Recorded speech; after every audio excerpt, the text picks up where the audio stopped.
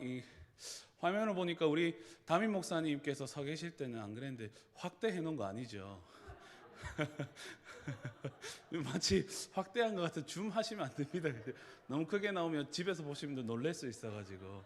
네, 저는 지난번에 소개드렸지만 송민호 강도사이고요. 어제 무사히 여러분들의 기도로 또 목사고시 통과하고, 예, 또 은혜로 뭐 마음의 1등으로 또 이렇게 네, 목사가 될 수 있게 되어서, 그래서 또 안수할 때 교회에서 동네 제일교회 이름으로 안수를 받는다는 것은 제 인생에 계속 이렇게 따라다니는 거거든요. 그래서 저에게 너무나도 영광이고 너무나도 기쁩니다. 동네 제일교회는 여러분들에게도 분명히 특별하시겠지만 저에게도 굉장히 특별한 교회입니다. 왜냐하면 우리나라 월드컵이 한창이던 2002년에 제가 그때 고등학생이었거든요. 그래서 그때에 SFC 제자 훈련을 매주마다 동네 제일교회에서 했었어요. 매주 금요일마다 동네 제일교회에서 했었고, 2002년에서 2004년까지 3년간 내내 매주 금요일 여기 왔었습니다. 그래서 어릴 그 밑에 지하에서 이제 그 소예배실이나 혹은 그 전도회실에서 모임을 하고, 여기에서 또 이 본당에서 찬양을 하고, 네, 그렇게 예배 드렸던 기억이 너무나도 많이 있습니다. 그때 참 박해를 받으면서 신앙생활을 했어요. 왜냐하면 여기 오려면 야간 자율학습을 도망을 쳐야 됐었거든요. 그러면은 매주 토요일 학교 가면 선생님한테 맞는 거예요. 그게 맞아가면서 네, 여기에서 신앙생활을 이제 싹을 틔웠던 것을 생각을 하는데, 그때 기억이 있으면서 동네 제일교회 딱 오는데 너무 감회가 새롭더라고요. 그래서 저에게도 굉장히 특별한 교회이고, 하나님께서 저를 이곳에 부르신 분명한 이유가 있다는 마음으로 이곳에 오게 되었습니다. 잠깐 이제 저의 소개를 드리면, 제가 2019년에 아내를 만나서 결혼을 하고 미국으로 이제 사역을 하러 건너갔었는데, 가자마자 또 은혜롭게 코로나가 터져가지고, 네, 그래서 아무것도 할 수 없는 상황에 처했습니다. 우리나라는 좀 상황이 나은데요, 미국은 코로나가 딱 터지고 나니까 바깥을 아예 못 나가게 하더라고요. 밖에 아예 못 나가고, 거리에서 경찰들이 이제 돌아다니는 사람들이 있으면 이제 잡아가기도 하고, 그리고 또 조금 있으니까 산불이 나가지고 언제 도망가야 될지 모르는 상황 가운데 이렇게 계속 좀 불안에 떨면서 아내하고 이 사역을 감당을 했었습니다. 그러던 와중에 여러 가지 어려움 때문에 다시 돌아오게 되었고, 돌아오는 도중에 이제 어느 교회로 또 사역을 하러 갈지 아무것도 결정이 되지 않은 상태에서 제가 사임을 하고 한국에 이제 가려고 마음을 먹었습니다. 그때 기도를 하면서 세 가지 기도를 했습니다. 다음에 가는 교회에 하나님 이런 교회에 가게 해주십시오 기도를 했는데, 첫 번째는 우리 담임 목사님의 목회 철학과 목회의 방향이 분명해서 제가 그 밑에서 잘 배울 수 있으면 좋겠습니다. 그렇게 기도를 했고요. 두 번째는 우리 부교역자 분들이 관계가 좋고 우리가 팀으로 함께 하나 되어서 사역을 할 수 있으면 좋겠습니다. 그렇게 또 기도를 했고, 세 번째는 우리 성도님들이 참 좋은 분들이어서 제가 우리 성도님들의 신앙을 보고 배울 수 있으면 좋겠습니다. 그렇게 기도를 했습니다. 그렇게 해서 제가 이제 좀 호기롭게 제 동기들 이 카카오톡 단체방에 올렸어요.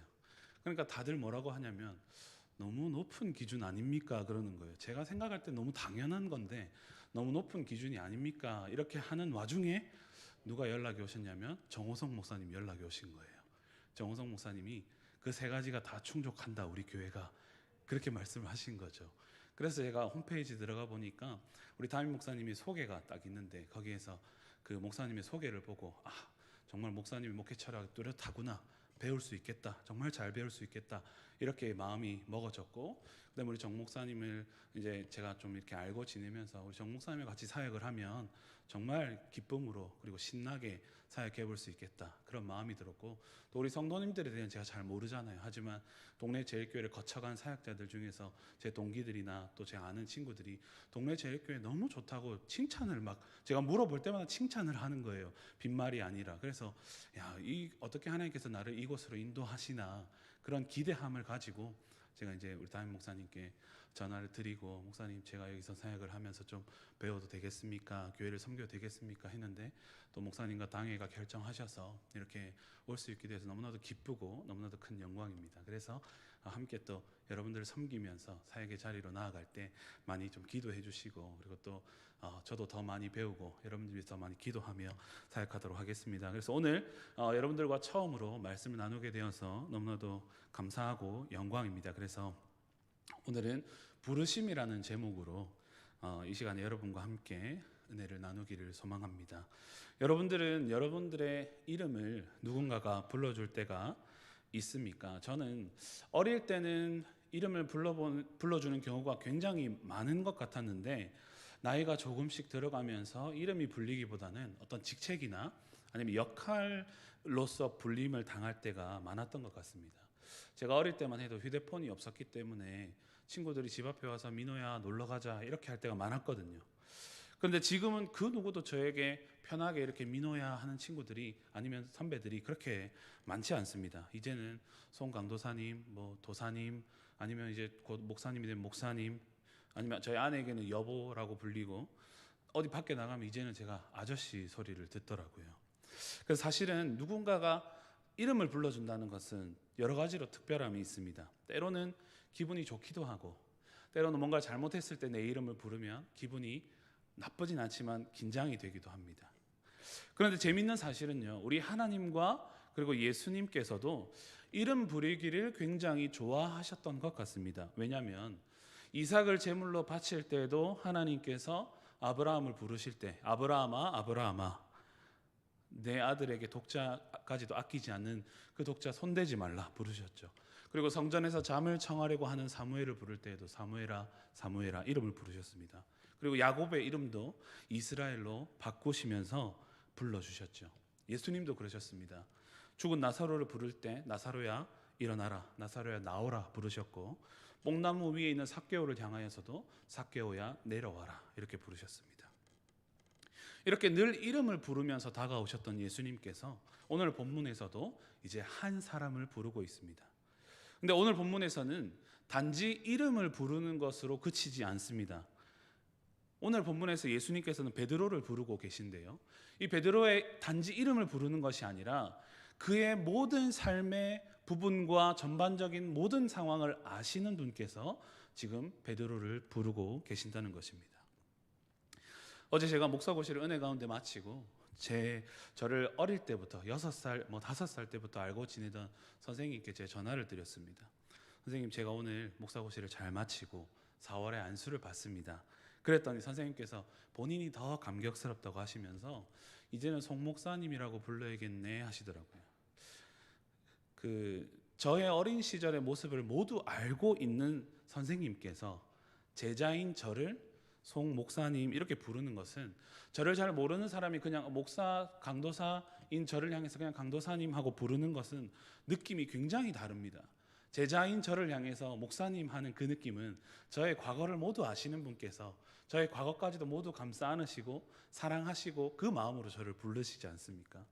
그런데 오늘 본문에서 모든 것을 아시는 주님께서 베드로를 부르고 있다는 것입니다. 그리고 그분께서 베드로를 부를 뿐만이 아니라 오늘 이 시간 저와 여러분도 여전히 부르고 계시는 것입니다. 그렇다면 오늘 본문을 통해서 부르심이 무엇인가를 함께 나누고자 합니다.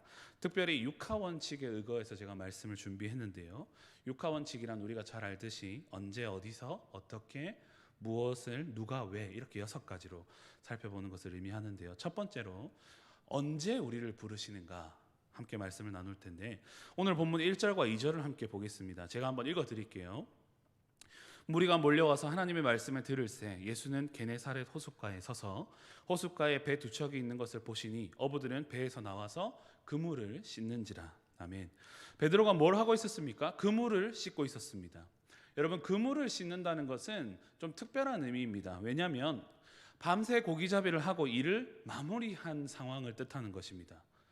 그래서 오늘 우리는 그 본문의 5절에도 나와 있지만 밤이 새도록 고기잡이를 하고 허탕을 친 상황에서 배에서 나와서 그물을 씻고 있는 베드로의 모습이 묘사되고 있습니다.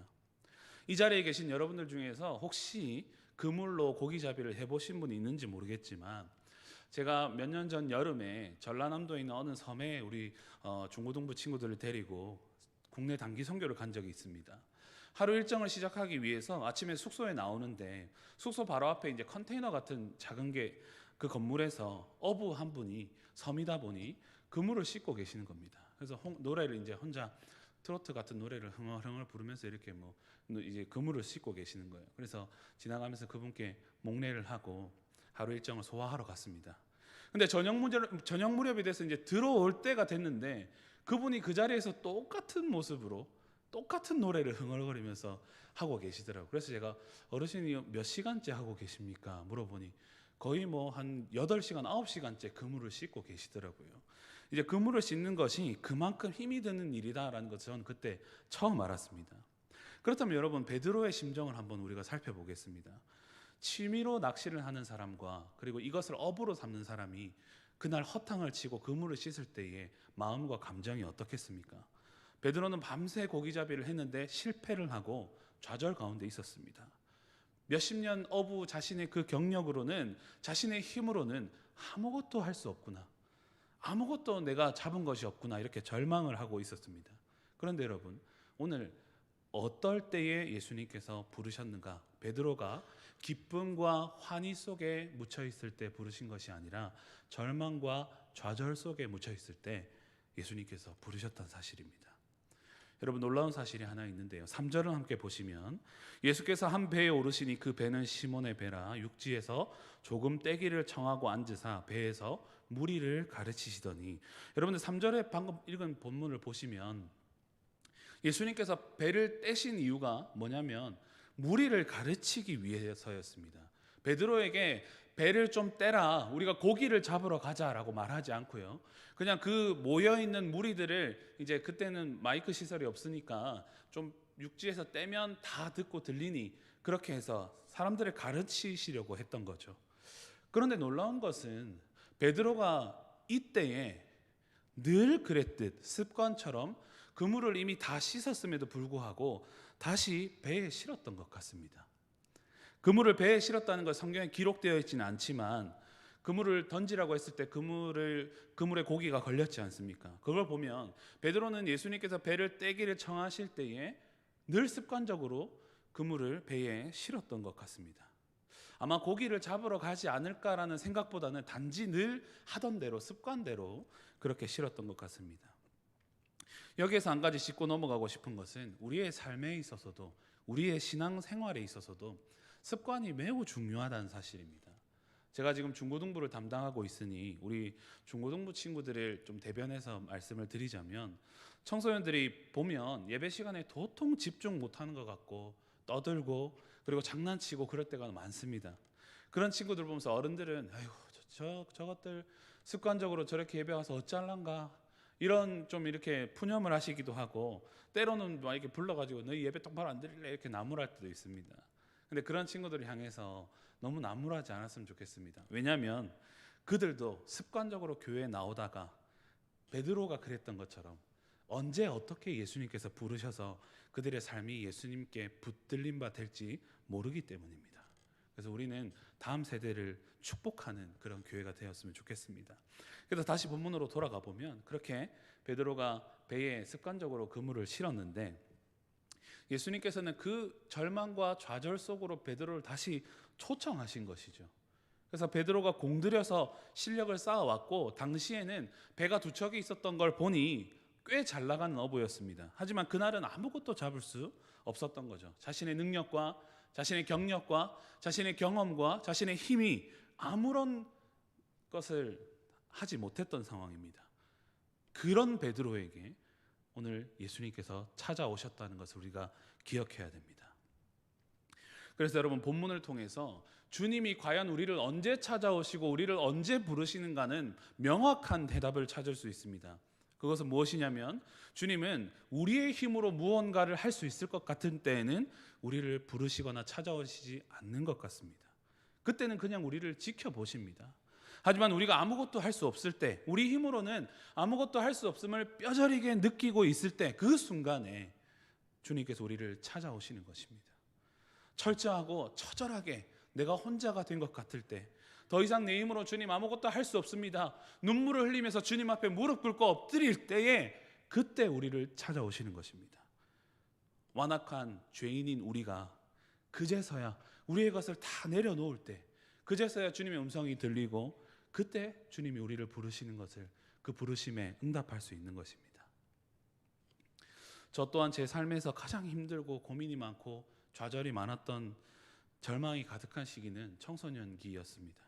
교회는 열심히 다녔지만 구원의 확신은 없었고 공부를 잘하지도 못했고 또 특별히 뭔가 잘하는 게 없어서 그런 좌절 가운데 늘 하루하루를 빠져서 살아갈 때, 동네 제일교회에 매주 와서 말씀을 배우면서도 어떤 말씀이 나를 붙드시는가 확신이 없을 그때에 주님께서 한 수련회에서 말씀을 통해 저를 하나님의 종으로, 하나님의 사람으로 부르시는 그 음성을 듣고 제가 오늘 이 자리까지 오게 되었습니다. 그래서 저를 찾아오셨던, 베드로를 찾아오셨던 주님께서 오늘도 여전히 여러분들을 이 시간 부르고 계심을 믿으시기를 소망합니다. 첫 번째는 언제 부르시는가 했고요. 두 번째는 어디에서 우리를 부르시는가입니다. 본문 4절을 제가 한번 읽어드리겠습니다. 말씀을 마치시고 시몬에게 이르시되 깊은 데로 가서 그물을 내려 고기를 잡으라. 아멘. 여러분, 절망과 좌절 가운데 있는 베드로를 찾아오셔서 배를 좀 떼기를 청하시더니 말씀을 다 마치시고는 갑자기 예수님께서 베드로에게 이렇게 얘기합니다. 깊은 데로 가자. 그리고는 거기에서 그물을 내려서 고기를 잡으라. 여러분, 우리가 상식적으로 생각할 때 아마 이 설교를 들을 때 아주 많이 들었었을 겁니다. 우리가 생각할 때 물속 사정은 누가 잘 압니까? 목수 출신인 예수님이 아니라 어부 출신인 베드로가 훨씬 더 잘 알 것입니다. 베드로는 그 호수의 물길 사정을 누구보다 잘 알고 있는 사람이었지만 그날 한 마리도 잡지 못했지요. 그런데 그렇게 한 마리도 잡지 못하고 허탕을 치고 그물까지 다 씻고 오늘 일을 다 마무리한 어부에게 목수가 와서 이렇게 얘기합니다. 다시 깊은 데로 가서 그물을 던져라. 이렇게 고기를 잡으라는 것은 엄청난 도발이자 어떻게 보면 황당한 사건이었습니다. 여러분, 제가 덩치가 이렇게 좀 크잖아요. 제가 우리 교회 와서 제일 많이 들은 말이 허준 목사님의 리틀 버전이다. 이 말을 제가 강도사님 부르는 것보다 훨씬 더 많이 들었던 것 같아요. 누군지 모릅니다. 저는 누군지 모르는데, 누군지 모르는 그분 한번 보고 싶긴 한데 이름도 좀 특이하셔가지고. 근데 제가 덩치는 이래도 축구를 굉장히 좋아하고 오랫동안 했습니다. 우리 담임 목사님 참 좋아하시는데, 그런데 예를 한번 들어볼게요, 여러분. 제가 열심히 공격수로 경기를 뛰었는데 땀 뻘뻘 흘리면서 90분을 뛰었어요. 그런데 한 골도 못 넣고 우리 팀이 졌습니다. 그리고 제가 공격수니까 골을 못 넣은 건 제 책임이 있잖아요. 짜증나고 분한 마음을 안고 들어와서 제가 샤워를 다 하고 이제 앉아서 쉬고 있는데, 가만히 볼 때는 축구의 축자도 모르는 것 같은 그런 분인데 사회적으로는 좀 인지도가 있어요. 예를 들어서 우리 동래구니까 동래구청장님이라고 생각해 봅시다. 그분이 전혀 축구하고는 연관이 없게 생겼는데 저를 보고 와서는 경기를 다시 뛰어라. 그리고 이쪽 편에서 한번 슛을 이렇게 날려봐. 그렇게 말하는 거하고 같습니다. 제 생각에는 이쪽에서 슛을 날리면 각도가 없어서 절대 골이 안 들어갈 것 같은데 한번 일단 때려보라는 겁니다. 그러면 제가 그분께 뭐라고 하겠습니까? 제가 슛을 못 넣었지만 일단 구청장님이니까 사회적으로 유명한 인사이시니까 제가 한번 차보기는 하겠습니다. 그럴 것입니다. 여러분, 이 본문을 다룰 때 많은 설교하시는 분들이 베드로가 순종했다라고 설교하시는 걸 많이 들었습니다. 근데 저는 감히 도전하건대 베드로가 이때는 회심 전이었기 때문에 예수님에 대한 명확한 확신을 가지고 순종했다고는 보지 않습니다. 왜냐하면 5절을 다시 한번 보시면요, 시몬이 이렇게 대답합니다. 베드로가 이렇게 대답하죠. 선생님, 우리들이 밤이 새도록 수고하여서 내 잡은 것이 없지만 말씀에 의지하여 내가 그물을 내리리이다. 이 말씀에 의지하여를 보고 예수님 말씀에 순종했다라고 말씀합니다. 그런데 여러분, 베드로가 예수님을 지칭하는 그 표현이 뭔지 한번 보십시오. 선생님이라고 표현합니다.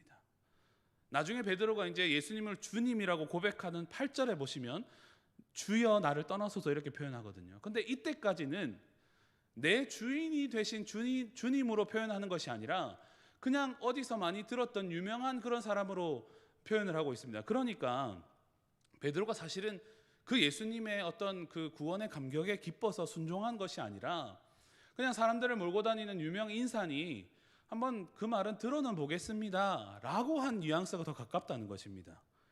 그래서 뉘앙스를 좀 살려보면, 선생님, 제가 밤새도록 잡아봤는데 안 잡힙니다. 근데 유명하신 분이니 한번 던져는 보겠습니다. 이런 뉘앙스와 더 가까운 것이죠. 그래서 여러분, 베드로는 굉장히 다혈질이었죠. 그리고 이 상황이 아마 불쾌했을 겁니다. 고기를 못 잡고 허탕을 치고 와서 그물을 씻는데 갑자기 어떤 사람이 무리를 끌고 와서는 자기가 허탕 친 그 배를 사람들이 다 보게 했습니다. 그리고 아마 사람들이 한 마리도 못 잡은 것을 보고 누군가는 분명 수군대고 비웃었을 겁니다. 그런데 그 사람이 배를 떼라고 하면서 자신의 빈 배를 모든 사람이 더 잘 볼 수 있도록 한 겁니다. 얼마나 짜증났겠습니까, 속으로. 그런데 또 그 사람이 배를 생전 타보지도 않은 것 같은 사람이 그물을 깊은 데 던지라고 명령을 하니 얼마나 어이가 없었겠습니까? 여러분, 이 베드로의 빈 배는 사실 베드로에게 있어서 굉장히 깊은 상처였습니다. 어부가 허탕을 치고 돌아온 것은 상처입니다. 하지만 이 호수에서 그리고 배 위에서 좌절을 겪은 베드로에게 다시 한번 그 좌절의 순간으로 예수님이 초청하고 있는 것입니다. 그래서 어디에서 부르시는가? 절망과 상처와 좌절 순간에서 베드로를 부르시는 것입니다. 그리고 그 부르심으로 인해서 예수님 무엇을 하길 원하셨는가? 베드로의 깊은 상처를 어루만져 주기를 원하셨던 것입니다. 표면적으로 나타나는 것은 베드로의 빈 배였지만 그 빈 배는 겉으로 보이는 빈 배라기보다 베드로의 내면을 상징하는 것이거든요. 베드로의 내면이 늘 그렇게 비어 있는 것과 같이 공허했다는 것입니다. 예수님은 베드로의 빈 배를 채워줌과 동시에 베드로의 그 내면까지도 채워주시러 베드로를 만나러 오신 것이죠. 여러분들 어떻습니까? 여러분들이 좌절을 느끼는 곳은 어디입니까?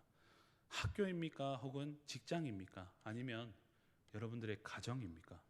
혹은 여러분들이 함께 나와서 예배하는 교회입니까? 저에게 학교는 굉장히 상처를 준 곳이었습니다. 저는 개인적으로 남들과 똑같이 하는 것을 굉장히 힘들어하는 사람이었는데 40명이 넘는 학생이 똑같은 교실에 앉아서 똑같은 책상에서 똑같은 것을 배우는 것이 저에게는 굉장히 강요라고 생각이 되고 강압적이었습니다. 그런 학교를 다니는 것이 제 개인적으로는 굉장히 힘든 일이었습니다.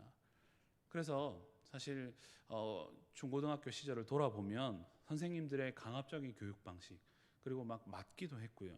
여러 가지 학교의 제도 때문에 상처 입은 일이 굉장히 많습니다. 그런데 여러분, 저에게 한 가지 꿈이 있다면, 여러 가지 꿈이 있지만 그 꿈 중에 하나가 교회를 통해서 하나님의 사람들을 세우는 학교를 세우는 것이 제 하나의 꿈입니다. 실제로 제가 경기권에서 사역을 할 때에 주말에는 사역을 감당하고 주중에는 일반 중고등학교에 가서 진로 선생님으로 아이들의 진로를 찾는 것을 돕는 일을 했었습니다.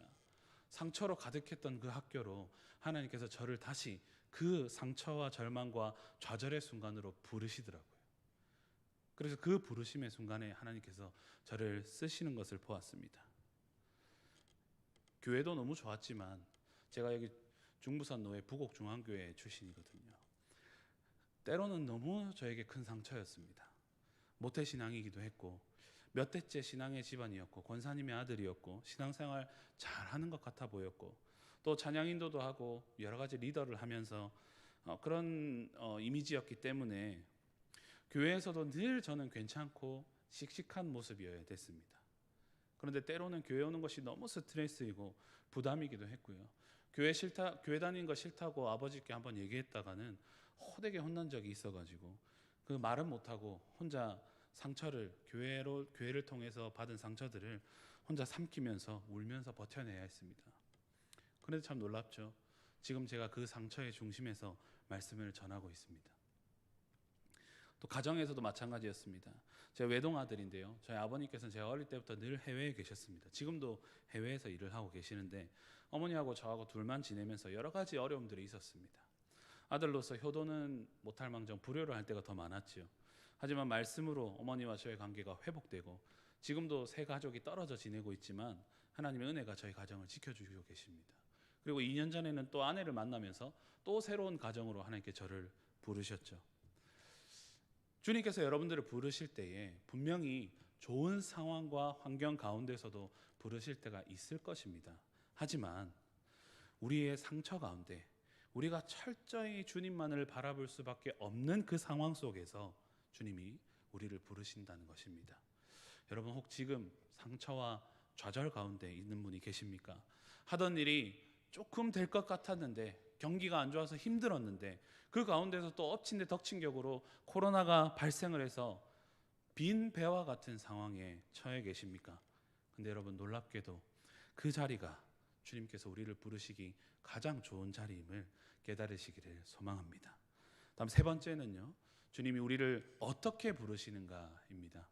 첫 번째는 언제 부르시는가, 두 번째는 어디서 부르시는가, 마지막은 어떻게 부르시는가인데요. 본문 6절에서 7절을 제가 한번 읽어드리겠습니다. 그렇게 하니 고기를 잡은 것이 심히 많아 그물이 찢어지는지라. 이에 다른 배에 있는 동무들에게 손짓하여 와서 도와달라 하니 그들이 와서 두 배 채움에 잠기게 되었더라. 아멘. 여러분, 베드로의 빈 배는 베드로의 상처라고 말씀을 드렸습니다. 그러면 이 베드로의 상처였던 빈 배를 예수님께서 어떻게 채우셨습니까? 예수님은 그 상처를 단번에 채우셨습니다. 한 마리 한 마리씩 채우신 것이 아니라, 그물을 여기 던지고 저기 던지고 여러 번 해서 채우신 것이 아니라 주님께서는 단번에 채우셨습니다. 기억하셔야 됩니다. 그리고 그 단번에 채우실 때 어떻게 채우십니까? 넘치도록 채우신 것입니다.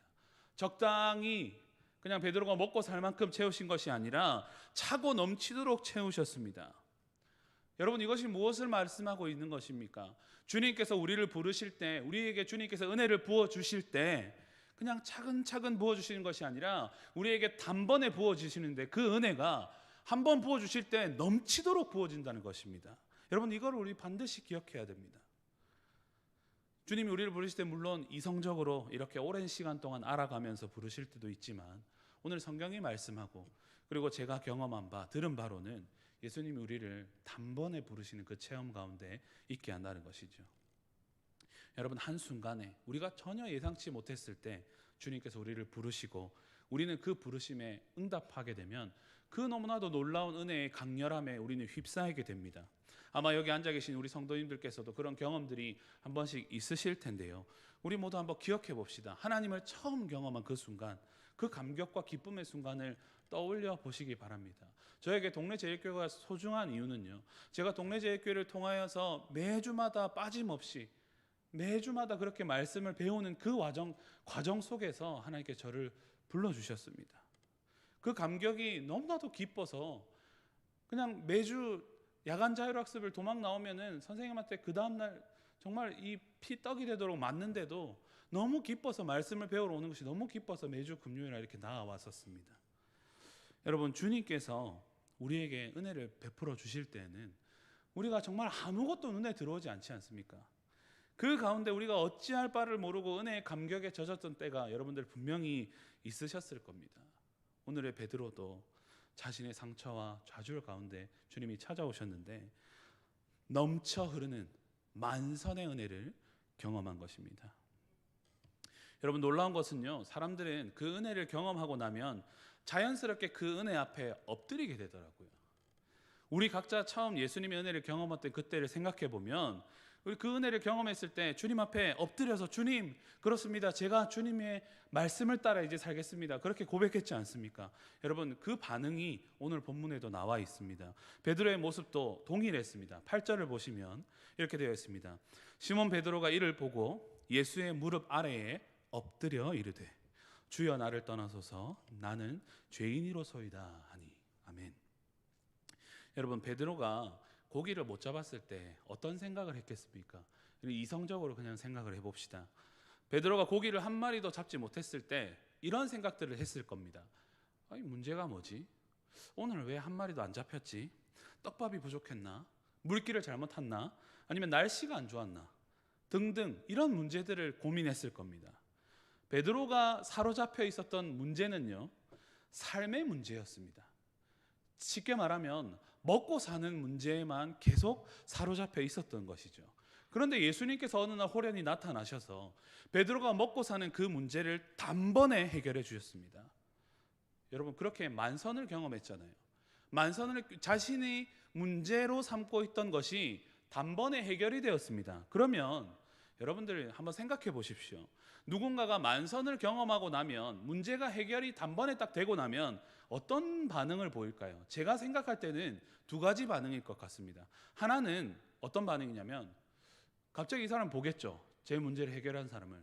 그러면서 어떤 말을 하냐면, 제 옆집에도 저와 동일하게 어업을 하는 친구가 있는데 고기 못 잡았답니다. 이 친구 문제도 좀 가서 해결해 주십시오. 혹은 제 이 문제를 해결해 주셨으니 저희 가정이나 제 개인의 문제도 있는데 제 다른 문제들도 좀 해결해 주십시오. 이렇게 반응하는 것이 일반적인 반응입니다. 그런데 여러분, 베드로가 예수님께서 그 자신의 문제를 단번에 해결해 주고 나서 첫 번째 보였던 반응이 너무나도 놀랍습니다. 만선을 경험한 베드로가 처음 꺼낸 그 첫 마디는 상식적으로 납득하기 힘든 것이었습니다. 그는 자신의 문제에 대해서 단 한마디도 꺼내지 않았습니다. 자신이 잡은 그 물고기 떼에 대해서 단 한마디도 꺼내지 않았습니다. 대신 그가 한 첫 고백이 주여 나를 떠나소서, 이 고백이었습니다. 여러분, 이게 무슨 의미입니까? 자기 문제를 해결해 줬으니까 이제 다 됐으니까 그냥 가십시오 라는 말이 아닙니다. 여러분, 이 5장 8절에는 너무나도 깊은 의미가 담겨 있습니다. 제가 성경 본문 중에서 가장 좋아하는 구절이 이 누가복음 5장 8절이거든요. 시몬이 이를 보고 예수의 앞에 무릎 꿇어 엎드려 이르되 주여 나를 떠나소서, 나는 죄인이로소이다. 여러분, 이게 어떤 의미인지 여러분들 한번 잘 묵상해 보시기 바랍니다. 예수님께서 베드로의 삶의 문제, 먹고 사는 문제를 단번에 해결해 주신 순간 베드로의 시선이 어디를 향했을까요? 베드로의 시선은 지금까지는, 예수님을 만나기 이전에는요, 베드로의 시선은 자신의 빈 배, 문제로만 향해 있었습니다. 왜 고기가 안 잡혔을까? 날씨 때문인가? 오늘 아니면 내가 뭐 부정 탔나? 그런데 여러분, 늘 고기가 안 잡히면 고기 탓하고 날씨 탓하고 파도 탓하고 배 탓하고, 배가 비어 있을 때마다 그 빈 배만 바라보았던 베드로였습니다. 우리가 똑같죠. 우리가 교회에서 상처받을 때 어떻습니까? 늘 목사님 탓하고 장로님 탓하고 뭐 교회가 작은 탓하고 밥이 맛이 없다, 뭐 주일학교 학생이 없다, 가정에서 상처받으면 남편 탓, 아내 탓, 아니면 자식들이 말을 안 들어서, 늘 우리 문제가 생기면 시선이 온통 다른 데 갑니다. 그런데 온통 주변의 문제로만 가 있던 그 베드로의 시선이 어디를 향해 있는가? 예수님을 향한 것입니다. 자신의 앞에 서 있는 이 사람이 누구인가로 향한 것이죠. 지금까지 자신에게 고통을 안겨주었던 이 빈 배라는 삶의 문제가 아니라, 이제는 이 만선이 된 풍요로운 자신의 삶의 문제도 아니라, 야 고기가 많이 잡혔네가 아니라, 고기가 딱 잡혔는데 베드로가 어떤 반응을 보이냐면 고개를 돌려서 그분을 보게 된 것이죠. 예수님을 보게 된 것입니다. 그런데 그분을 보니 사람들이 말하는 죄가 없으신 분, 구주로 오신 분이라는 것이 단번에 깨달아진 것입니다. 그분을 보니 그분에 비하면 나는 죄인입니다, 이런 고백이 저절로 튀어나오게 된 것입니다. 죄 없으신 당신 앞에 서니 내가 너무나도 부끄럽고 나의 모습이 너무나도 미련하고 지금까지 그냥 삶의 문제에, 먹고 사는 문제에 급급했던 내 자신이 너무나도 부끄럽습니다. 주님, 그러니 나를 떠나십시오. 나는 주님을 감당하기에는 너무나도 부족한 죄인입니다. 이 고백이 있었던 것입니다. 이 고백이 베드로의 입술을 통해서 튀어나온 것입니다. 오늘의 핵심 구절 5장 8절 다시 한번 우리 다 함께 한번 읽어보겠습니다. 시작. 시몬 베드로가 이를 보고 예수의 무릎 아래에 엎드려 이르되 주여 나를 떠나소서, 나는 죄인이로소이다 하니. 할렐루야. 여러분, 이 베드로의 빈 배가 상징하는 것이, 제가 아까도 말씀드렸지만 단지 표면적으로 어떤 그 문제와 상처뿐만이 아니라 메말라 있는 베드로의 영혼이었습니다. 근데 그 영의 갈급함을 가득 채워 주실 수 있는 유일한 한 분이 자기 앞에 있는 이 예수님이라는 확신과 믿음이 서자 베드로는 그 앞에 무릎 꿇고 엎드릴 수밖에 없었던 것입니다. 여러분, 그래서 사실 예수님이 무심한 척 그냥 호숫가에 서서 무리를 가르치시기 위해 오신 것 같지만, 오늘 예수님이 이 본문에 오신 것은 베드로 한 사람을 부르기 위해서 오신 것입니다. 늘 다혈질이고 삶의 문제에만 급급했던 그 베드로, 영적으로는 메말라가 있는 베드로를 불쌍히 여기시고 찾아오신 것입니다. 그런 베드로가 이제는 자신의 삶의 문제를 넘어서 다음 차원의 세상을 볼 수 있게 하고 베드로를 주님께서 첫 번째 제자로 부르신 것입니다. 이제는 먹고 사는 문제를 넘어서 죽고 사는 문제, 즉 고기 잡는 어부가 아니라 사람을 낚는 어부, 사람을 잡는 어부가 되게 하겠다. 먹고 사는 문제를 넘어서 이제는 구원을 다루는, 죽고 사는 문제를 다루는 사람이 되게 하겠다. 이렇게 하면서 베드로를 부르고 계시는 것입니다. 10절입니다. 제가 한번 읽어드리겠습니다. 세베대 아들로서 시몬의 동업자인 야고보와 요한도 놀랐습니다.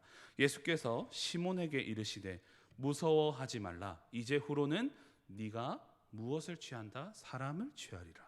아멘. 세번역 성경에 이렇게 되어 있습니다. 10절입니다. 예수께서 시몬에게 말씀하셨다. 두려워하지 말라. 이제부터 너는 사람을 낚을 것이다. 세번역 성경에 이렇게 말씀합니다. 여러분, 오늘 이 시간 이 자리에 있는 모든 분들도 단번에 우리의 삶의 문제를 넘으시고 그리스도의 삶으로 초청하시는 그분의 음성과 부르심을 들으시기를 소망합니다. 우리가 언제까지 먹고 사는 문제에만 급급해서 살아갈 것입니까? 그것이 아니라 그것을 넘어서 우리를 통해 하나님 나라를 세워가기를 원하시는 그 주님의 음성을 듣기를 소망합니다. 여러분, 이제 남은 것은 무엇을 누가 왜 이렇게 세 가지인데요. 세 가지를 다 하면은 설교가 내일 모레 끝날 것 같습니다. 그래서 첫 설교부터 너무 길게 하면 앞으로 설교 기회가 자주 없을 것 같아서 짧게 추격하도록 하겠습니다. 무엇을에 대한 내용은요, 제가 조금 전에 했던 설교 내용에 다 담겨 있습니다. 그 무엇이냐면 주님이 우리를 부르신다는 사실입니다. 그리고 우리를 왜 부르시는가? 사람을 낚는 어부가 되게 하기 위해 부르시는 것이죠. 다른 말로 하면 죽어가는 영혼들을 복음으로 살려내는 그 일에 우리를 쓰시기 위해서 부르신다는 것입니다. 이 부르심이 정돈된 단어로 하면, 두 글자로 하면 소명이라는 것입니다. 다음번에 제가 설교할 기회가 있으면 사명에 대해서도 말씀을 드릴 텐데요. 소명과 사명은 분명히 다른 단어이거든요. 그런데 이 부르심은 주님께서 우리를 주님의 복음의 전달자로 부르셨다. 이것이 우리가 살아가는 그리스도인들의 소명입니다. 그럼 마지막으로 누가 우리를 부르시는가? 여러분들, 베드로를 부르고 계신 그분은 누구이십니까? 우리를 이 시간 부르고 계시는 그분은 누구이십니까? 그냥 선생님이 우리 이름을 부르거나 우리를 불러주는 그 수준이 아닙니다. 자신을 낮추시고 우리를 대신해서 십자가 형틀에서 비참한 죽음을 당해야 했고 피 흘림을 당해야만 했던 그 예수 그리스도께서 오늘 이 시간 우리를 부르고 계신 것입니다. 우리를 부르고 계신 그 대상이 누구인지를 바로 안다면 우리는 그 앞에 엎드릴 수밖에 없습니다. 예수님께서 십자가에 달리신 이후에는요, 죽음의 상징이었던 십자가가 생명의 상징으로 바뀌었습니다. 부활의 상징으로 바뀌었습니다. 그 십자가에서 예수님께서 흘리신 피가 우리를 모두 깨끗게 하는 보혈의 피가 되었습니다. 그 보혈의 공로로 값없이 우리를 의롭다 하시고 천국 소망을 갖게 하시고 하나님 나라를 꿈꾸게 하신 그분께서 우리를 오늘 이 시간 한 사람 한 사람 다 부르고 계신 것입니다. 여러분, 말씀을 정리하고자 합니다. 제가 청소년들을 데리고 수련회나 어떤 모임을 하면서 늘 느끼는 것이 있습니다. 어떤 것을 느끼냐면 하나님께서 어떤 수련회나 집회 때에는 한 사람에게 초점을 늘 맞추신다는 그런 마음을 주십니다. 어떤 수련회 가면 특별히 은혜 받는 것 같은 친구들이 분명히 보입니다. 예배 때 설교할 때도 마찬가지입니다. 특별히 이 말씀을 정말 잘 받아주고 계신 그 성도님들이 보입니다. 그런데요, 제가 주님을 만났던 그 전국 SFC 수련회 때는 몇천 명이 넘는 사람이 있었는데요, 그날 주님의 초점은 저에게 있었다고 저는 확신을 합니다. 저는 그때 예수님 만났기 때문입니다. 그런데요, 그 부르심에 응답하기 위해서는 중요한 전제 조건이 하나 있습니다. 베드로가 어떻게 했습니까? 그 부르심에 응답하기 이전에 자신의 고백이 있었죠. 어떤 고백이요? 자신이 죄인이라는 고백이 있었습니다. 그 부르심에 응답하기 위해서는 우리가 죄인이라는 고백이 분명히 있어야 합니다. 주님, 내 힘으로는 할 수 있는 것이 아무것도 없습니다. 내 의지로 할 수 있는 것이 아무것도 없습니다. 그리고 나는 예수님의 도우심과 예수님의 공로가 아니면 죽을 수밖에 없는 죄인입니다 라는 고백이 먼저 되고 나면 그제서야 예수님의 부르심에 우리가 응답할 수 있는 것입니다. 오늘 이 시간 주님께서 여전히 우리를 부르고 계신 것을 기억하시기 바랍니다. 제가 청소년 집회를 하면 대부분 이제 집회 강사분들이 마지막에 콜링을 하십니다. 여러분들 아마 많이 아실 텐데요. 그렇게 집회 강사하시는 분들이 이렇게 많이 하십니다. 우리 담임 목사님도 아마 집회하실 때 많이 하셨을 것 같아요. 마지막에 꼭 이렇게 합니다. 오늘 이 시간 선교사로, 목사로, 하나님의 종으로 헌신하기 원하는 친구가 있다면 이 무대 앞으로 나와서 무릎 꿇으십시오. 이렇게 도전을 많이 합니다. 그때 많은 친구들이 나갑니다. 그때 저도 얼떨결에 나갔습니다. 그때 친구들도 나가고 내가 나가야 좀 있어 보일 것 같아서 나갔거든요. 근데 절대 나가면 안 됐었습니다. 그때 나갔다 지금 이렇게 됐습니다. 청소년들한테 제가 말합니다. 그런 함부로 나가면 안 된다. 그 자리에 나가면 정말 그냥 코 낀다. 근데 한편으로는요, 여러분 모두가 사역자가 아니라 각자의 삶으로 그리스도인의 거룩한 부르심이 있기 때문에 여러분의 삶 속에서 참된 복음의 일꾼으로 살아가고 거룩한 그리스도인으로의 부르심에 용기 내어 나갈 수 있기를 소망합니다. 하나님께서, 예수님께서, 성령님께서 부르시는 나의 삶의 자리로 나아가시기를 도전합니다.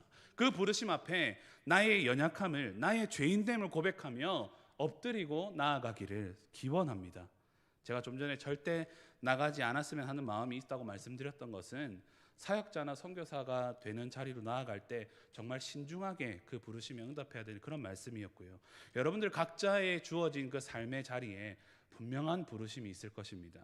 그것이 직장이든 가정이든 어떤 것인지 저는 알지 못하지만 여러분들이 그 부르심 가운데 거룩하고 성결하게 살아가시기를 주님의 이름으로 간절히 소망합니다. 그래서 정말 절망과 좌절 가운데 우리를 부르심으로 우리의 삶 가운데 넘치는 그 만선의 은혜를 부어주시는 주님 앞에 모두 나아가는 저와 여러분 되기를 주님의 이름으로 간절히 소망합니다. 우리 말씀을 기억하시면서 함께 이 찬양